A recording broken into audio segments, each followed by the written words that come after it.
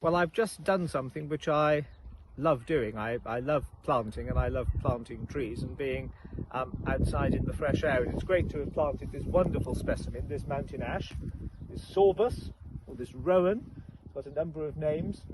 It's a shearwater seedling. And just look at those wonderful berries here that this tree is going to produce as it grows, providing a really vital source of autumn food for our bird life.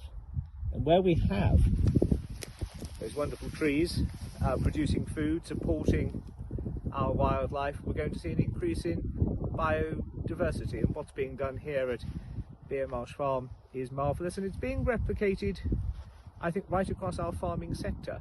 The Now Agriculture Act and the Environment Act are key milestones to pointing to a future for farming where, of course, food production and food security are vital. That's the principal role of agriculture. But the entwined role between landowners, farmers, wildlife, biodiversity and our nature really now to the fore, and huge incentives for all landowners and farmers to get involved, to play their part, to enrich our country in terms of wildlife, nature and our environment. And it's a time where COP26 has been at the forefront of all of our minds. The key role that those issues play in dealing with climate change are clear and manifest. And it's so important, I think, for all of us to understand that it's not an either or. It's not farming or the environment, it's farming and the environment, so intertwined. Talk to any farmer, talk to any landowner, they see themselves as not owners but custodians, all committed to trying to leave the countryside in a better state than that which they inherited it. And I think that's really important. Just planting a tree today, I'm probably not going to see it reach its full maturity and glory, but my children and my grandchildren will. And that's the important thing about planting trees. But you know, we can all play a part. If we've got a small garden, a couple of pots, a window box, we can plant plants that will attract pollinators, that will attract insects. Everybody will be very tempted to go out into their gardens at this time of the year and tidy everything up. It all has to look sort of beautifully clean and tidy.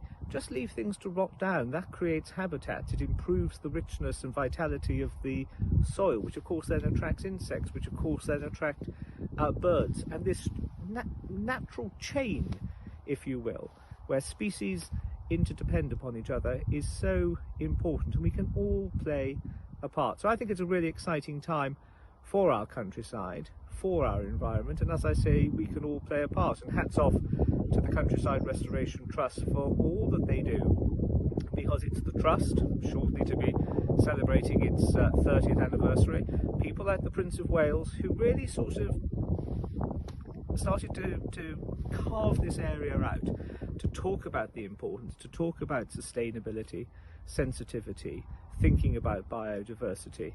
And that which was seen as eccentric even just a few years ago has now become very much the mainstream.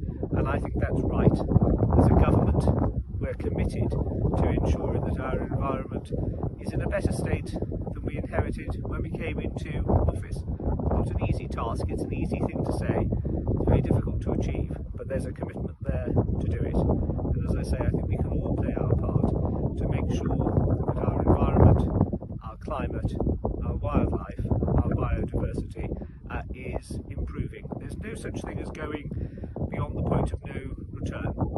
Restoration projects, leaving nature to do her work, can deliver huge and miraculous impacts in a very, very short period of time. So let's have the confidence and the faith and the commitment to continue with that work to ensure that we do what it is that we wish to do.